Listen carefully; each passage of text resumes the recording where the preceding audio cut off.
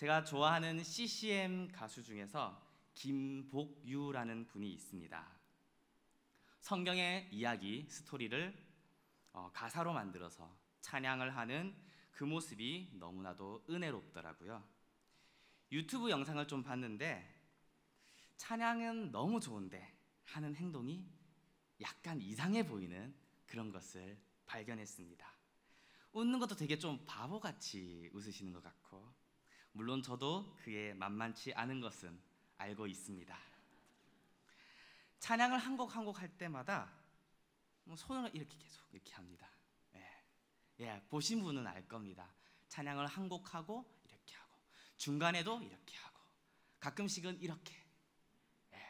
무슨 의미죠?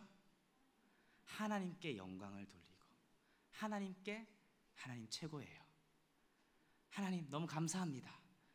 찬양을 한 곡하고 한 소절 한 소절 하나님께 감사하고 찬양을 하는 그런 모습이 약간 이상한 느낌도 들었지만, 이 사람은 정말 하나님 앞에 사는 분이구나, 그런 생각이 들었습니다.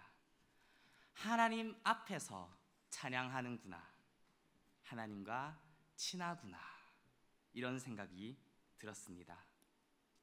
그분의 가사 중에서 전부가 되소서라는 찬양이 있습니다.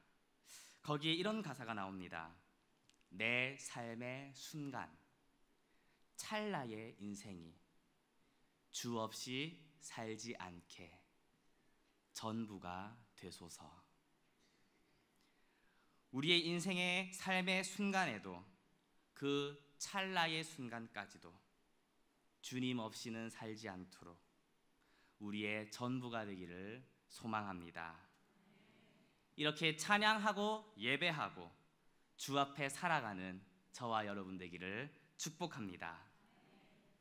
웨스트민스터 소요리 문답 제1문에는 사람의 제일 되는 목적이 나옵니다. 사람의 제일 되는 목적은 하나님께 영광을 돌리고 영원토록 그분을 즐거워하는 것이라 이야기합니다. 이것이 바로 우리가 이 세상에 태어난, 우리가 살아가는 목적입니다. 우리가 이 목적대로 살아갈 때 우리는 행복할 수 있습니다. 목적대로 살아갈 때 우리의 인생에 기쁨이 넘치게 됩니다. 하나님께 영광을 돌리는 것, 하나님을 찬양하는 것은 즐거운 일입니다. 내가 원하는 것을 얻는 것보다, 내가 원하는 대로 인생을 살아가는 것보다, 나의 뜻을 이루는 것보다 더 크고 완전한 즐거움이 찬양 중에 있습니다. 사실 우리는 무언가를 찬양하는데 매우 익숙합니다. 약간 좀 본능적인 것 같기도 해요. 재미있는 드라마나 영화를 보면 그게 얼마나 재미있는지 주변 사람들이랑 이야기를 합니다. 그 영화를 본 친구들이 같이 모이면 서로 그 중요한 장면들에 대해서 막 이야기를 하고 나누고, 드라마는 40분 봤는데 3시간 동안 대화를 하는 그런 놀라운 기적도 만들어냅니다. 아직 보지 못한 친구에게는 빨리 보라고 추천도 하고 자랑합니다. 안 본다고 했다가 원시인 취급당한 적도 있습니다. 어떻게 그 재밌는 걸 안 보고 살아가느냐, 그런 이야기죠. 좋아하는 가수나 연예인에 대해서도 마찬가지입니다. 중학교 때를 생각해보면 서로 다른 가수를 좋아하는 친구들이 싸웁니다. 왜 싸워요? 서로 자기가 좋아하는 가수가 더 우월하다는 것을 증명하기 위해서 싸워요. 새로 산 핸드폰을 보면 그 기능에 감탄하기도 하고, 아름다운 음악이 있으면, 멋진 그림이 있으면 감탄하고 다른 사람들에게 그 아름다움을 자랑합니다. 찬양합니다. 그 찬양의 방향을 하나님께 돌려드리는 것은 너무나도 당연한 일일 것입니다.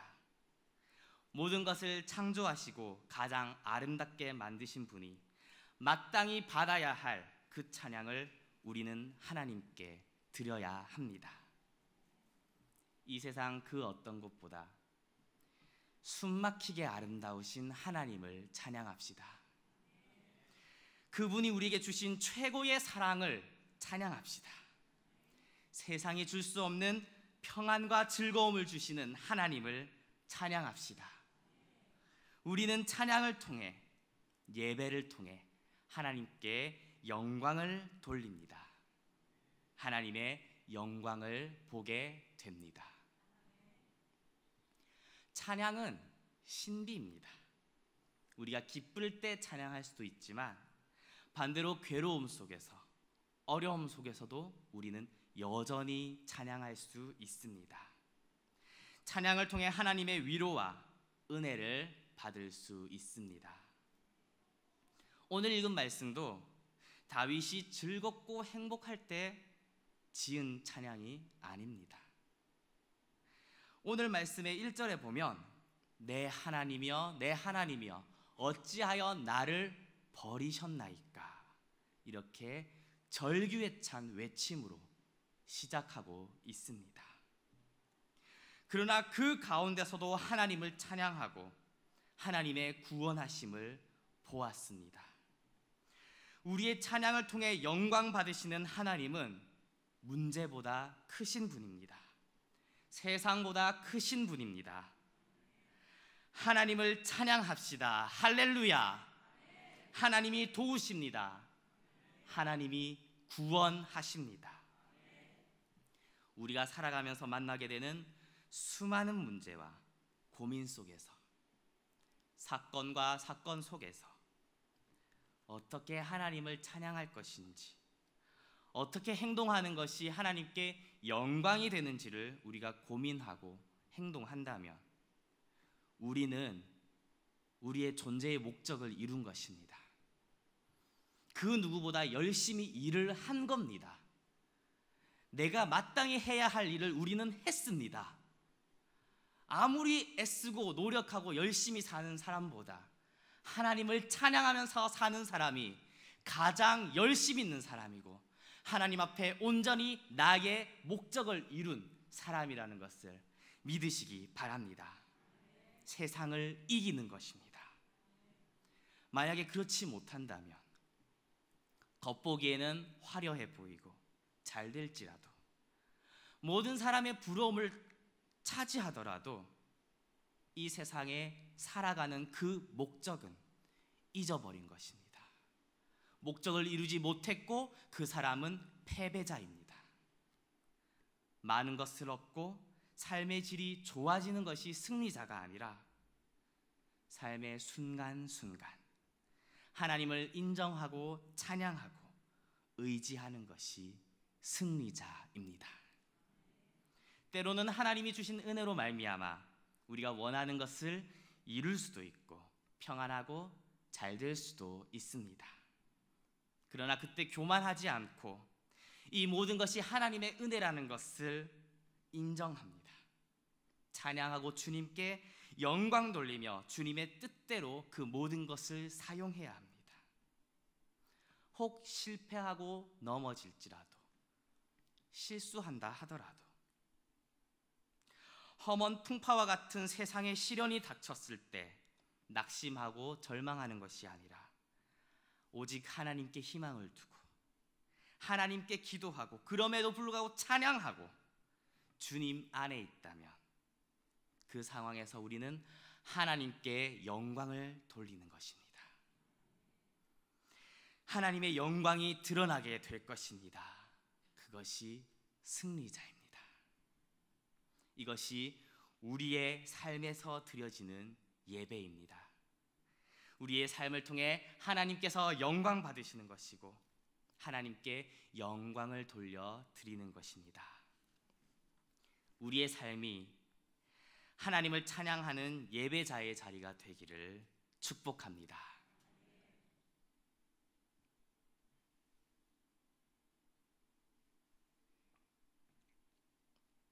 이제 현실을 바라봅시다. 오늘 우리가 드려지는 이 예배를 마치고 내일이 오면 맞닥뜨리게 되는 삶의 현장입니다. 예배가 끝나는 그 순간부터, 아니 어쩌면 지금 이 순간에도 우리의 마음을 괴롭게 하고 어렵게 하는 근심이 있을 수 있습니다. 특히 요즘같이 코로나 때문에 경제적으로나 심적으로나 힘든 분들도 많이 있을 줄 압니다. 몇 개월 동안 수입이 없는 분들도 있을 것입니다. 이런 상황에서 하나님을 찬양한다는 것은 쉬운 것은 아닙니다. 은혜롭게 하나님에 대해서 막 이야기를 하다 보면 가끔 그런 이야기를 듣습니다. 그건 그런데 현실은 안 그래요. 뜬구름 잡는 소리 같습니다. 현실적이지 않아요.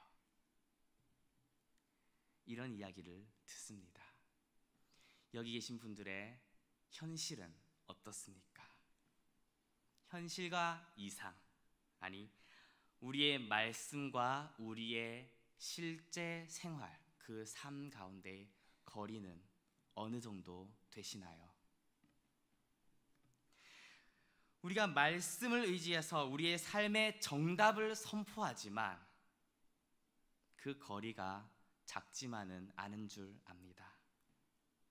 우리가 살아가는 세상이 그렇게 만만하지는 않습니다. 하나님을 찬양하지만 여전히 집에 가면 믿지 않는 남편도 있고 자녀들은 똑같은 문제를 일으킵니다. 하나님을 찬양하고 집에 가지만 부모님과의 갈등은 여전합니다. 사회에 나가면 꼭 제일 안 맞는 사람이 한 명씩 있습니다. 그곳에 오해는 풀리지 않고 갈등은 여전합니다. 뉴스를 보면 온갖 악한 일들이 세상에 판을 치고 있습니다. 이 세상에 뉴스를 틀어보면 선한 게 하나도 없는 것 같아요. 진짜 우리가 걱정하고 우려하는 일들이 점차적으로 현실이 되어가는 그런 모습들을 우리는 보게 됩니다. 이런 현실에서 오른뺨을 때렸을 때 왼뺨을 어떻게 돌려댑니까? 경찰에 신고해야죠. 겉옷을 빼앗는 사람에게 내 속옷까지 내주면 쫄딱 망합니다. 더 뺏으려고 합니다. 주면 줄수록 더 뺏으려고 해요. 나도 없는데, 진짜 없어라고 하는데도 더 뺏으려고 하는 게 세상 사람입니다. 너무 정직하면 직장을 잃을 수도 있습니다. 양심에 걸려서 사표 내는 분들도 몇몇 보았습니다. 나는 잘못한 것이 없는데 왜 내가 먼저 사과해야 되지? 저쪽은 전혀 변할 생각조차 안 하는 저 악한 인간이 있는데 왜 내가 먼저 숙이고 그 사람에게 사과해야 하는가? 난 잘못한 거 없는데. 억울하잖아요. 지는 것 같잖아요. 이 세상을 하나님이 다스리고 계신데 우리가 살아가는 현실은 여전합니다. 하나님이 나를 도와주시고 그 악한 사람을 좀 혼내주셨으면 좋겠는데 안 그러세요. 이러면 안 될 것 같은데 하나님은 침묵하십니다. 안 계신 것 같습니다. 아니 이 세상은 그렇다 치더라도 적어도 예수님을 구주로 믿는 우리의 삶은 이 세상과 조금 달라져야 되지 않는가? 우리의 삶 속에서는 하나님이 주신 그 기쁨과 평안을 누리면서 살아야 되지 않은가? 라고 하는데 갈등이 많죠. 더 힘들어요. 세상 사람들보다 짐이 하나 더 있습니다. 오늘 읽은 말씀에서 다윗도 사실 같은 상황이었습니다. 왜 나를 버리셨습니까? 왜 내버려 두십니까? 그 절규에 가까운 1, 2절의 외침이 나옵니다. 내 하나님이여 내 하나님이여 어찌하여 나를 버리셨나이까? 어찌 나를 멀리하여 돕지 아니하시며 내 신음소리조차 듣지 않으십니까? 그러나 이스라엘의 찬송 중에 계시는 주여 주는 거룩하십니다. 이것이 다윗의 고백입니다. 하나님을 의지했던 조상들, 그리고 하나님의 구원을 기억하며 하나님을 찬양합니다. 성경을 보고 희망을 가지고 믿음으로 세상에 부딪혀 보는 것입니다. 어려운 상황 속에서도 하나님을 믿고 찬양합니다. 여전히 세상은 하나님을 인정하지 않고 그렇게 자기 마음대로 굴러가고 있는 그 세상을 향하여서 믿음을 가지고 세상의 모든 죄를 더해봐라, 그리스도보다 큰가? 이 땅에 만연한 모든 악을 더해봐라, 예수의 보혈보다 진한가? 이렇게 외칩니다. 세상의 믿음으로 부딪혀 나갑니다. 그러나 세상은 변하지 않습니다. 6절부터는 무참히 짓밟힌 자존감으로 스스로를 벌레라 말합니다. 나는 벌레요 사람이 아니라 사람의 비방거리요 백성의 조롱거리입니다. 사람들은 비웃습니다. 그래, 그 크신 하나님이 어디 계시냐? 하나님이 구원해 주시는지 한번 보자. 그렇게 애워싸고 멸시합니다. 계속해서 하나님을 찾고 구하지만 다윗의 고난은 시편 22편 20절까지 계속 이어집니다. 어쩌면 이 시대를 살아가는 우리의 그 위치가 이 시간 예배의 자리에 나와서 찬양을 하고 있는 우리의 모습이 이 22장 3절의 모습이 아닐까 생각해 봅니다. 어렵지만 하나님을 찬양하고 말씀을 보고 우리가 경험한 은혜를 생각하며 살아계신 하나님을 의지하지만 세상과 다르게 살아가려는 우리의 노력은 현실에 부딪혀 깨져버리고 비웃음 당하는 것 같습니다. 세상은 우리를 조롱하는 것 같습니다. 하나님, 왜 침묵하십니까? 이 세상은 하나님의 주권을 인정하지 않습니다. 그렇기에 말씀대로 살면 말 그대로 호구가 됩니다. 지는 것 같습니다. 주님도 침묵하는 것 같습니다.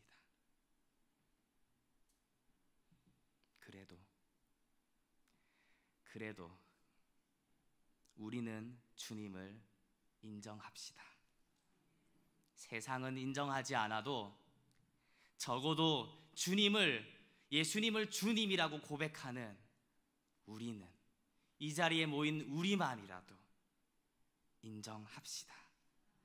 이스라엘의 찬송 중에 계시는 주여, 주는 거룩하십니다. 하나님을 찬양합시다. 여호와를 찬양하라. 할렐루야. 아멘. 제가 예전에 전도사로 사역할 때, 이전교회에서 할 때 몸도 피곤하고 일은 또 안 풀리고 스트레스도 가득 차고 힘든 일도 많고 마음은 답답하고 아픔 보이지 않고, 그래서 답답한 마음에 하나님께 기도했습니다. 하나님, 어떻게 해야 합니까? 수많은 기도 중에서 때로는 침묵하기도 하시고 어떤 때는 작은 은혜로 위로해 주시던 주님이 그날 말씀으로 감동을 주셨습니다. 여호와께 감사하라. 그는 선하시며 그 인자하심이 영원함이로다. 여호와께 감사하라. 그는 선하시며 그 인자하심이 영원함이로다. 그는 선하시고 그 인자하심이 영원한 분입니다. 하나님을 찬양합시다. 그분은 선하시고 인자하심이 영원한 분입니다. 우리를 내버려 두지 않으십니다. 비록 우리 눈앞에 보이지 않지만, 침묵하는 것 같지만, 보이지 않는 것을 보는 믿음으로 찬양합시다. 우리 눈에 드러나 보이진 않아도 성경의 약속을 의지하여 찬양합시다. 말씀과 현실 사이의 그 거리를 뛰어넘는 것이 바로 믿음입니다. 이 세상은 여전히 하나님의 주권을 인정하지 않습니다. 하나님이 다스림을 외면합니다. 말씀대로 살면 손해보고 호구되는 세상이고, 억울한 일 당하고 질 것 같지만, 진짜로 질 때도 있는 것 같지만, 주님을 믿는 우리는 우리의 삶에서 하나님이 왕 되심을, 예수 그리스도께서 이 세상을 다스림을 찬양합시다. 인정합시다. 할렐루야, 여호와를 찬양하라. 하나님이 다 갚아주시고 다 책임져 주실 것처럼 이미 하나님의 나라가 이 땅에 임하였고 완성된 것처럼 한번 살아봅시다. 이것이 진짜 믿음 아니겠습니까? 세상에 보이진 않지만 하나님의 나라는 이미 이 땅에 왔습니다. 그것을 선포하고 그렇게 살아갑시다. 그래도 세상은 여전하고 상황은 변하지 않을 수 있어요. 그래도 살아봅시다. 그것까지도 붙잡고 그것까지도 한번 각오하고 살아내 봅시다. 때론 넘어지기도 하고 힘들어서 지칠 때도 있지만 계속해서 그 길을, 예수님이 걸어가신 그 십자가의 길을 우리 함께 걸어갑시다. 시편 22편 21절의 말씀입니다. 나를 사자의 입에서 구하소서. 주께서 내게 응답하시고 들소의 뿔에서 구원하셨나이다. 하나님의 나라는 이 땅에 임하였습니다. 외치고 그렇게 살아갈 때 우리는 주님의 구원을 또한 보게 될 것입니다. 지금 당장 보이지는 않습니다. 그러나 그분의 구원은 단 1초도 미뤄지지 않을 것입니다. 단 1초도 늦어지지 않습니다. 또한 그때까지 버틸 힘도 주님은 우리에게 주실 것입니다. 그때 우리는 하나님의 나라를 이제 볼 것입니다. 하나님의 영광을 보게 될 것입니다. 찬양 중에 거하시는 거룩하신 하나님을 보게 될 것입니다. 구원의 큰 기쁨을 노래하며 하나님께 영광 돌릴 것입니다. 그의 얼굴을 그에게서 숨기지 아니하시고 그가 울부짖었을 때에 들으셨도다. 나라는 여호와의 것이요 여호와는 모든 나라의 주제심이로다. 그 날을 기대하면서 믿음으로 주님을 찬양하는 저와 여러분 되기를 소망합니다. 믿음으로 하나님의 나라를 이 땅에서 살아내는 저와 여러분 되기를 축복합니다. 하나님의 나라가 임하는 것을 볼 것입니다. 하나님의 뜻이 이루어지는 곳이 하나님의 나라가 될 것입니다. 우리 교회에 하나님의 나라가 임하는 것을 우리는 보게 될 것입니다. 하나님의 영광을 볼 것입니다. 이스라엘의 찬송 중에 계신 주여, 주는 거룩하십니다. 할렐루야. 다 같이 기도하겠습니다.